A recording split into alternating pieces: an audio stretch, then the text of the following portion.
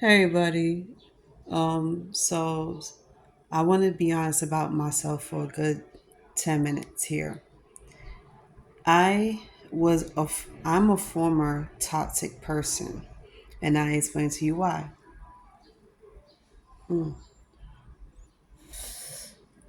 I spent my last 20 years trying to figure out who I am. My toxicity started with my first boyfriend. I learned how to be this crazy tomboy, and I was always into rap music. I wanted to climb rocks. I wanted to play basketball. I wanted to play video games. So my cousin taught me how to play it. I spent the next 2 years being this tomboy, hanging out with guys, and dressing like one. Never looked at myself as a feminine girl. Still to this day, I'm still don't feel feminine. And I always wanted to just hang out and do the things that boys do. So when I met my first boyfriend, he started to make me feel a little more feminine. He reminded me every day. He reminded me that I was beautiful, that I was a female, and that I should be treated like one. So we spent time together day and night, every day for 7 days straight. And it was this one particular day he wanted me to meet his mom. So we waited till the summertime comes. I was out of school, and mind you, I was going to Catholic school. So he waited for me to come spend the weekend at my aunt's house. So I did, and we hung out. And later on that night, he took me to his mom's house for dinner. Right off the back, his father loved me. And then when I spoke to his mom, she started to like me too, but she still had a little like reserved feelings for me. So she starts to question me where I was at, if I go to church, who's my family, if I ever lived on this block. I said no. I lived in, I told her where I lived at. So she was like, oh, she heard of my aunt's name before because a lot of people used to say something about her around there. Good things. I was like, okay, cool. So we start hanging out, me and the family, once every week so she can get to know me. And I felt so comfortable and welcomed. So a couple of months down the line, we're still dating, growing strong, say about 6 months. His mother started getting sick and his father started to, get a little agitated about it. So about a year later, I find out his father passed away. I don't know why. He never told me, but he did tell me his mother was sick. And then about a couple of months after that, she passed away. So him and his brother had to move to Pennsylvania. He broke up with me the day he moved to Pennsylvania, and that broke me. So I haven't heard from him for the next couple of years. So when I turned 16, I finally heard from him. He sent me a letter saying he was working at Donny Park and that he would like to see me again. So he said he'll be back in New York when I turn 17. I said, fine. I did see him when I was 17. We rekindle, have fun, spent the night watching movies, and we finally, made love that day. I know TMI, whatever. But that was the first time we ever touched each other. We was together for 2 years and we never had sex. So once again, he goes back to Pennsylvania and I was still heartbroken. Couple of years, no, not couple of years, sorry. Couple of months after that, I was with my second boyfriend. Well, actually third, not second because I did date somebody else after him.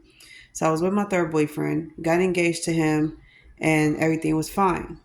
This is where the toxicity started.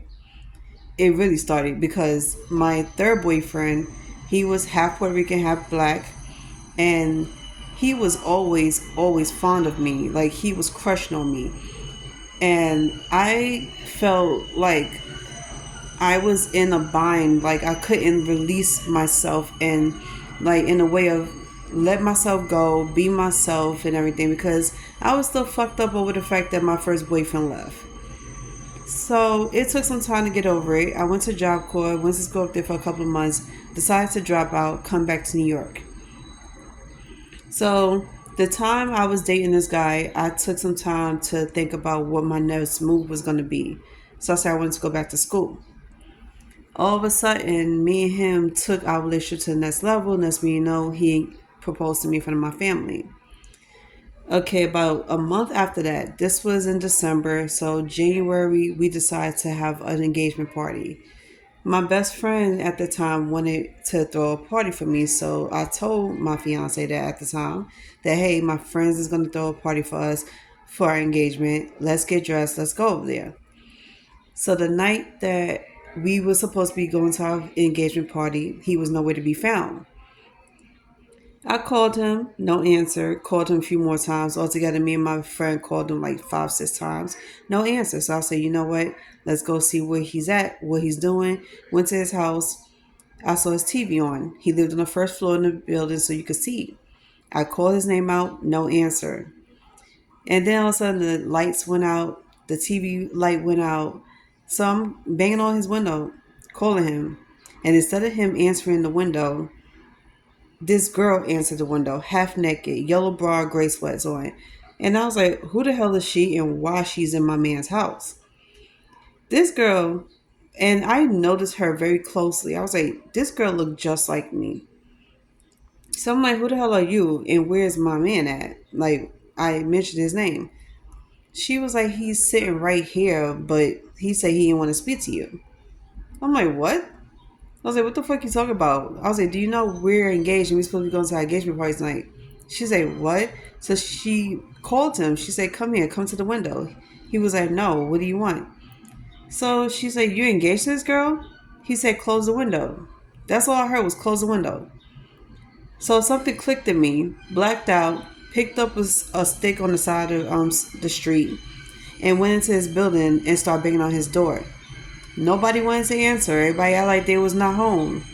And I banged it, banged it, banged. And then something told me break his peephole so that way he could answer the door. But he still didn't answer the door. He stayed in that room. His mom answered the door. Mind you, he lives with his mother. So she opened the door. She said, oh, he don't want to talk to you. Go home.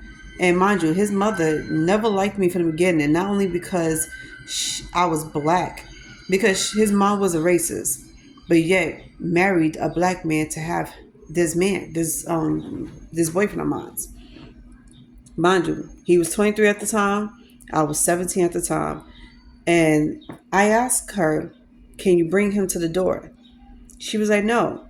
So I bone rushed myself inside the room, inside the house, went straight for the living room. That was the furthest I reached until he got out of the room. So he started yelling to about get the hell out the house. What am I doing here? Why am I banging? And all this stuff. So I was like, what the fuck you talking about? So long story short, I blacked the fuck out. I started breaking everything in the house. And the ultimate, thing, the straw that broke the camel's back was that he said he was dating this girl. I was like, how can you be dating another woman and me and you're like engaged? Like you just proposed to me a month before. I was like, how can you do this to me? So I started going crazy over him. I started hitting him. We got into a fist fight. I beat the living crap out of him and I picked up one of his weights and hit him. So the girl ran to the bathroom. The girl he cheated on me with, nose was bleeding. I guess because all the excitement that was going on, she was scared for her life. And mind you, I wasn't even thinking about beating her ass. I was only thinking about him. So I was told back in the days, you never go after a woman for what your man do to you. You go after him.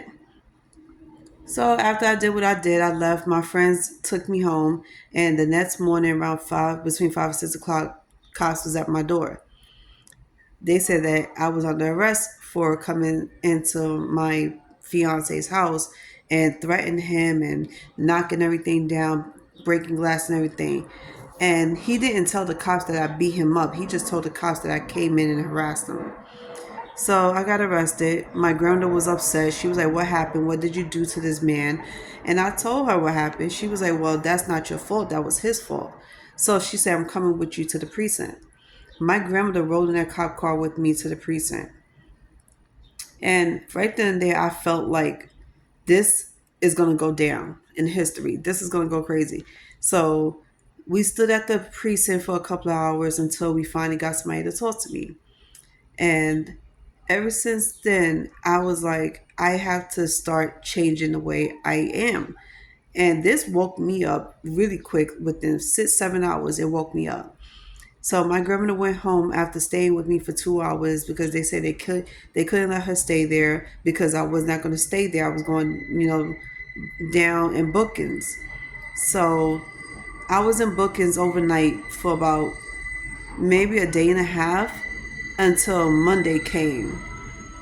And finally, Monday comes. I finally got to saw the judge, and I was bawling my eyes out, like crying. I didn't cry until I stepped into that courtroom. Mind you, I was in a holding cell for almost 2 days, and I was not crying. I was highly upset. And I saw the judge. The judge was talking to me about everything, and the one thing the judge said was, I understand your anger towards what he did to you, and it was unfair, but you didn't have to do what you did, and this calls for you staying in jail. Now, originally the judge wanted to lock me up for good, like for a long time for what I did. But if it wasn't for him, for my fiance at the time, writing a letter to his attorney and said what he said, I wouldn't have got out. I got out that day because he knew he was in the wrong. He said he thought about it and he could have said something. The attorney of his came to me and gave me the letter and said that you could read it, and after that there's no contact to him at all. I was like, how can somebody propose to you in front of your family, ask your grandmother for your hand in marriage, and then turn around and do this shit to you? Mind you, I'm 17, he's 23. That's the only thing I thought about was this grown ass man did what he did and then turned around and did me dirty. So I left him alone. Later on that day, I got out of jail. I got out of the holding cell, not jail. I got out of the holding cell, and my mother and my grandmother was with me, and they was talking to me about my fiance, and they was telling me to leave him alone. They was like, you learned your lesson, leave that boy alone. He's gonna reap what he sowed. Karma's gonna get him and all this stuff. And my grandmother would start speaking to me in this whole gospel tone and everything. So I went home, changed my clothes, and I took the ring off. And later on that night, I text him. Yes, I did. I told him I want to give the ring back to him. At that time, I didn't think to pawn the ring because at that time, I didn't know what was pawning means. I didn't know nothing about that. So I went to his house, but he was already outside already. So he met up with me in front of a store. We started talking, and he apologized for what he did to me. And instead of talking to me about it, he just did what he did. And I didn't care. I just wanted to give him the ring. He didn't want to take it, so I put it in his windowsill. Left him, never bothered him ever again. And ever since then, I became this totally different girl. Like, I was much more aggressive. My mind was like, you know what, I can't take no more guys serious. Everything will have to change. My whole mindset will have to change. So I became this aggressively angry girl. So my 18th birthday comes and I take myself out to the movies. And all of a sudden, guess who pops up? Him.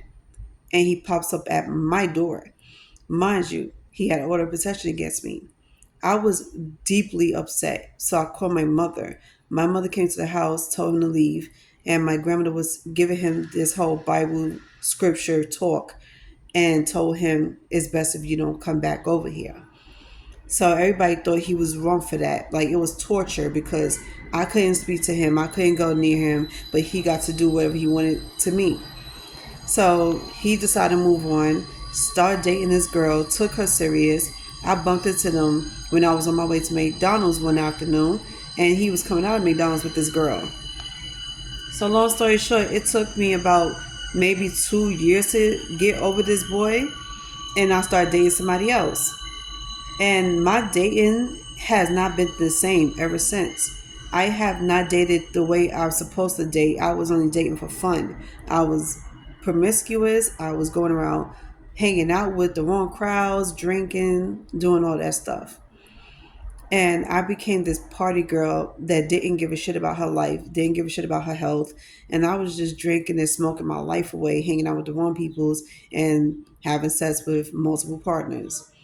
And then I became a sex addict over the years. So it was like for the next 6, 7 years, I became a sex addict. So 22nd birthday. My 21st birthday was great. It was amazing. I went to Ohio. I went out on a date. I did this, I did that. And I was extremely toxic. I was constantly arguing and fighting. I was constantly destroying people's property. I was doing a lot of shit. I was much of a freaking menace to society. All because of that one guy. And people didn't start realizing anything about me until I started dating another guy. Now, this guy I was dating, he was just as toxic as I was. And everybody called him the pretty boy who was a bad boy at the same time. So, long story short, we dated for about maybe 2.5 years, and we finally broke up.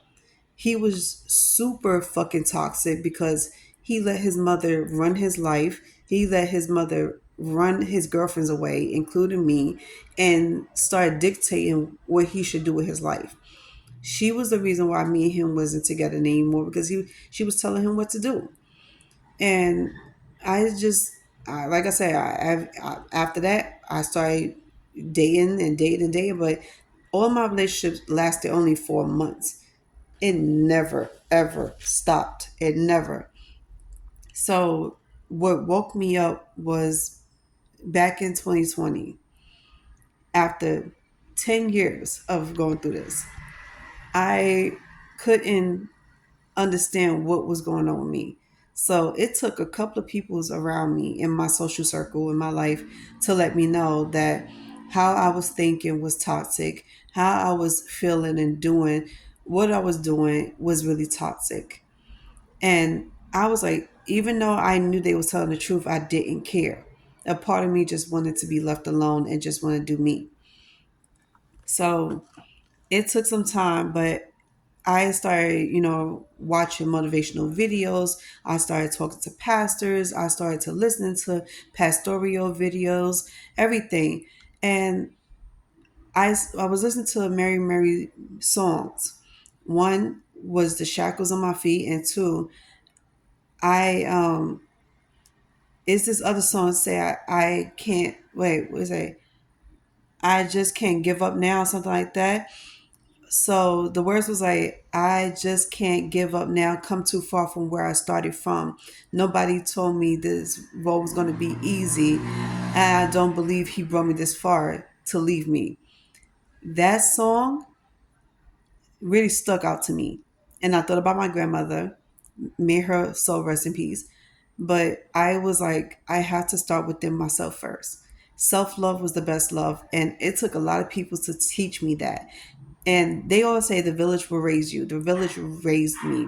I started listening to all these videos. I went on social media, started listening to a lot of people's words, and I was like, it's time for me to change. Finally changed, and I started changing and changes. So the first thing I changed was my appearance. I went from dressing promiscuous, dressing really very provocative, to covering up more now. I stopped the drinkings and I slowly, stopped the smoking. And it wasn't just with cigarettes, it was with weed. So I started hanging out with the new crowd. And one of the women I was hanging with taught me how to be a woman. This is the ultimate test. And I felt that. I felt the toxins in my body leaving. I found myself being more emotional now. And this is when I started to become a little more feminine. Because, mind you, before I wasn't the crier, I wasn't the emotional person.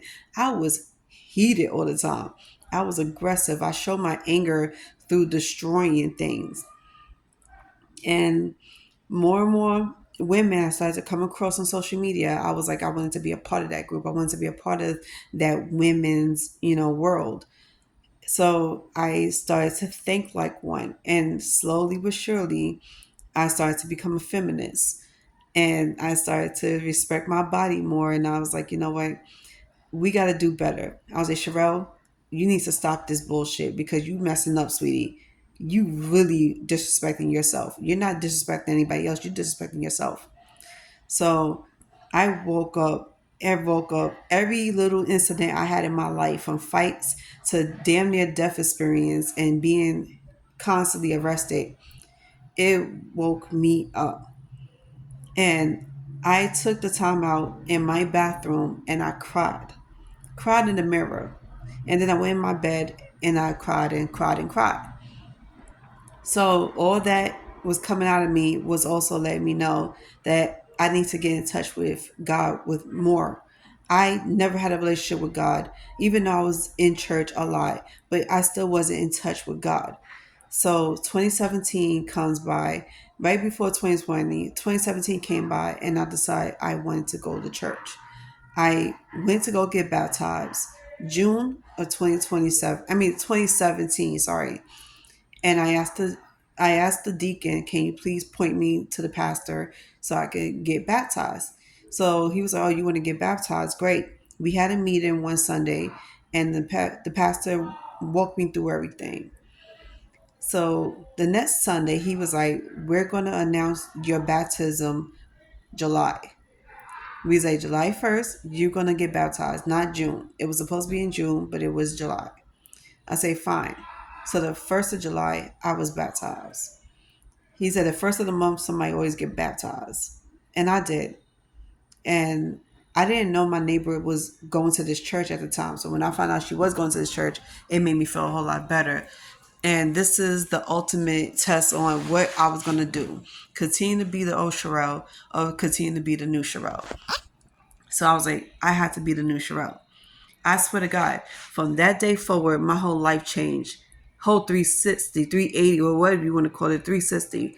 And I started acting more of a feminine woman, started thinking like one, started respecting my body, and stopped doing all these things that I was doing to cause me to be in this dark spirit mode.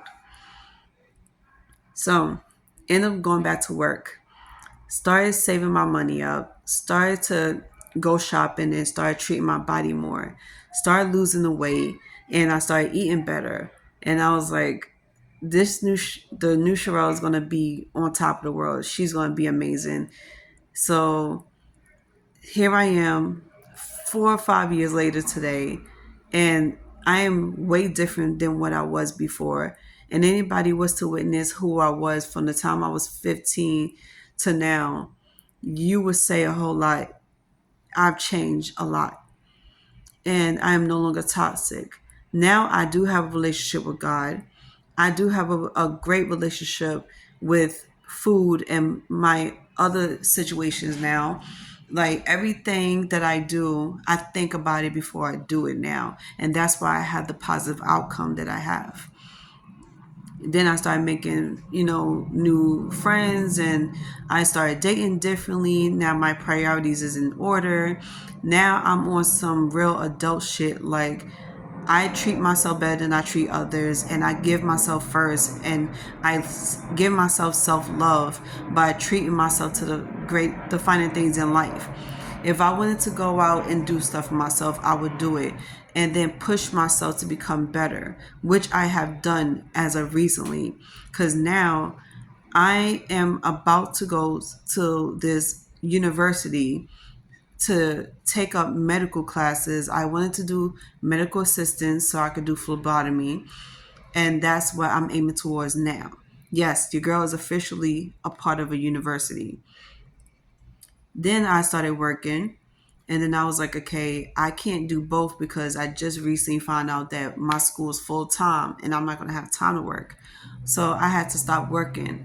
But right now, as of today, I am like a part of a school, and I quit all of my friends that was not even real friends, more like associates. But I opened my eyes, and I realized big time that people I was hanging around with, even this new crowd, wasn't even good for me. And now I'm starting to learn how to use my judgment on people. I started to learn how to see things for what it is and learn how to use my discernment on myself as well as others. I'm no longer hanging out with peoples that was poison to me, and controlling and desperate to get a rise out of people's and want to be troublemakers. I am this person who rather stay to herself than to deal with toxic peoples. I am the woman of today that overlove myself by giving myself the best of the best and don't settle for anything else anymore. I'm no longer using my fists to prove a point or to make a point to anybody else or to tell people to leave me alone. I am more of a talker now. I'm more of a voice of reason, and I am that person that tries to look on the bright side of things and move on with myself rather than trying to fight it out all the time or use alcohol as a crutch. I am no longer that party girl, and I am no longer that girl that is promiscuous. Now I am keeping to myself and I am saving myself for marriage. I have not had sex in a long time, and it brought me so much clarity to myself. It taught me how to love myself better, give myself better, and to go for opportunities that would benefit myself in the long run. I don't crave for things like this like I used to. I don't crave for alcohol or to get high anymore like I used to. What am I doing right now? My high is music. My high is cooking. My high is being around healthy, established peoples. And right now, I have somebody who completely loves me, who completely adores me and respects me. Somebody who also see things differently in life like I do. And yes, I'm in a same-sex relationship, but I don't care. Okay, and I don't care about how people feel about it. I don't care what anybody has to say about it. This is the most genuine feeling I've ever felt in a long time. And this is the first time I actually been myself in a long time. And one thing I take is everything that was said to me from my grandmother and my mom. And I completely appreciate those conversations and those advice I was getting from them. And I'm using it on myself to this day. That means whether it's family, friends, girlfriend, boyfriend, whatever the case is, I am giving to myself first. And how I show myself self-love is not being around people who doesn't love me, who doesn't respect me, who doesn't wish me the best, who is not in my corner, who is not my support team. And yeah, it will hurt. Me leaving everybody alone that was toxic to me, including family, it would hurt for the first 2 or 3 months. But after several months of being away from everybody, it taught me a valuable lesson about life. And it taught me everything about love and how I should give myself first before giving to anybody else. Because there's a lot of energy vampires out here. And they would suck the life and energy out of you if they could. And I could not let nobody do that to me anymore. So what did I do? I started leaving everything alone, everyone alone, and started giving to myself back. And because of that, look what happened. Another door opened for me. And now I'm making the best out of my situation. And I am about to become another young Black medical student in medical excellence, because 4 years from now, I'll have at least two, maybe 2 or 3 of my degrees. And I will have everything else riding on my back and everything, meaning I'm going to have my job. I'm going to be working in the hospital. And I'm happy for that. And now I'm more in touch with God. I have a relationship with God. And here's another thing, y'all. You don't have to be in church physically to have a relationship with God. Okay? You don't. You can have a relationship with God wherever you at. And I have one. And I teach myself every day about things that God wanted me to learn. And I got people out here, even in the social media world, that teaches me a lot. And I'm happy with that. So there you go. So I don't care if my past judges me or look at me differently and they don't like me, they hate me and all this stuff. I don't care about that. How y'all feel about me and what y'all have to say about me has nothing to do with me. It has a lot to do with y'all. Y'all deflecting and y'all don't like yourselves. Okay, talk to God about that. Don't talk to me about it because it has nothing to do with me. How you feel about me is none of my business. The only reason why y'all feel that hateful feeling in y'all gut about me is because y'all can't stand to see me win. There's something within y'all that y'all don't like about yourselves, so y'all put it on me.